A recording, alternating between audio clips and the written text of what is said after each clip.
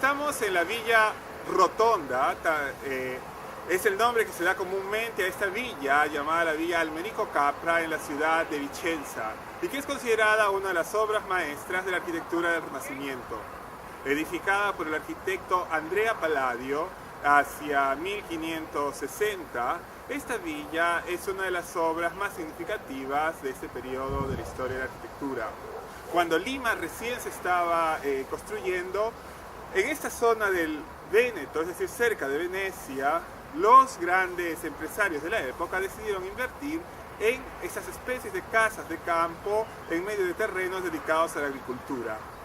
En esta obra, Palladio realiza una de sus obras maestras, al incorporar a todo aquello que se entendía por la belleza en esta época. La relación de las partes con el todo, la relación de las partes entre sí, la búsqueda de que cada elemento tuviera una razón de ser. El edificio, de planta central, cubierto con una cúpula y con 4 frentes, incorpora por primera vez el tema del templo romano a la arquitectura civil.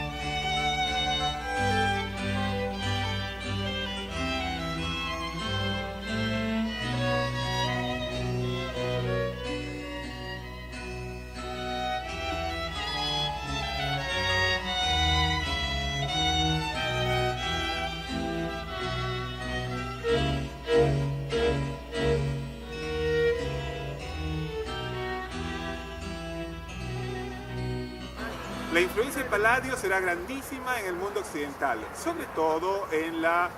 cultura anglosajona, porque en el siglo siguiente numerosos arquitectos de Inglaterra estudiarán la obra de Palladio e introducirán el Renacimiento y el Barroco a través de la influencia palladiana. Esta influencia será tan fuerte que en el siglo XVIII la arquitectura tardo-barroca y neoclásica que se da en aquella época será inspirada fuertemente en Palladio. Thomas Jefferson, quien fuera presidente de los Estados Unidos y un aficionado a la arquitectura, un apasionado de la arquitectura, decidió estudiar italiano para poder leer los 4 libros de la arquitectura, obra escrita por Palladio, y cuando el mismo Jefferson tuvo que diseñar su vivienda, la hizo teniendo como ejemplo la villa, la rotonda de diseño de Palladio en esta ciudad de Vicenza. La Villa Capra, conocida mundialmente con el nombre de La Rotonda, es considerada uno de los edificios más representativos del Renacimiento italiano y uno de los que mayor influencia ha ejercido en la arquitectura posterior. En ella se reflejan muchos de los criterios de composición que animaron la arquitectura del Renacimiento y luego del Barroco, incluso en el Barroco sudamericano. Se trata de una villa o casa de campo que el arquitecto italiano Andrea Palladio, quien nació en Padua en 1508 y falleció en Vicenza en 1580, proyectó y construyó para el canónigo Paolo Almerico en 1566. Y que pasó en 1591 a propiedad de los hermanos Odorico y Mario Capra, quienes llevaron a términos las obras. Está ubicada la Villa Capra en una colina cerca de la ciudad de Vicenza,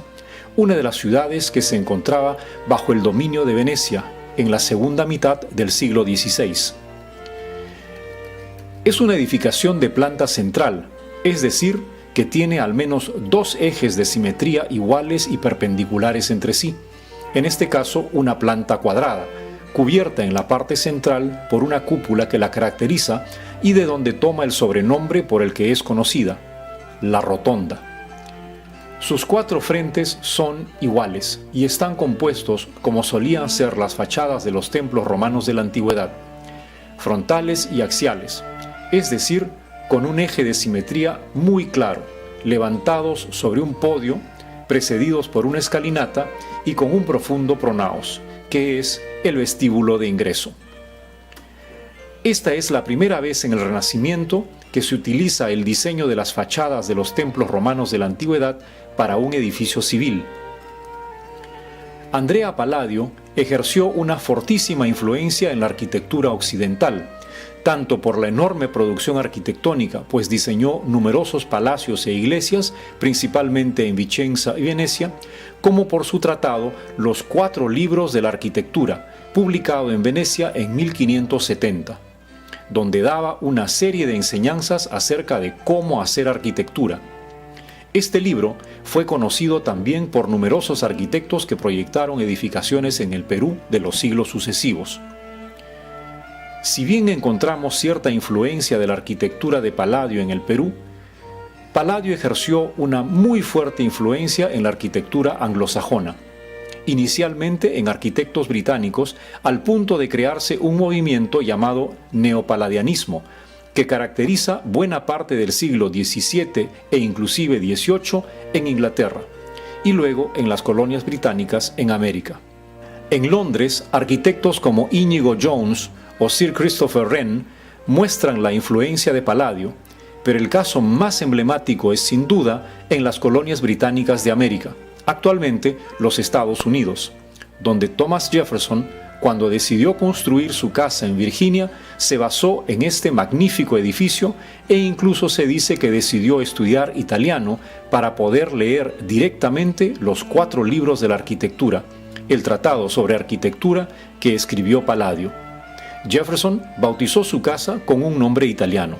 Monticello. Es importante conocer este edificio registrado en la lista de Patrimonio Mundial de la UNESCO, pues es una obra maestra del arte occidental y nos da una idea del tipo de construcciones que se hacía en Italia cuando Lima tenía apenas 30 años de fundación y se estaban construyendo sus principales edificios. Para que usted pudiera conocer esta obra, Perú Barroco estuvo allí.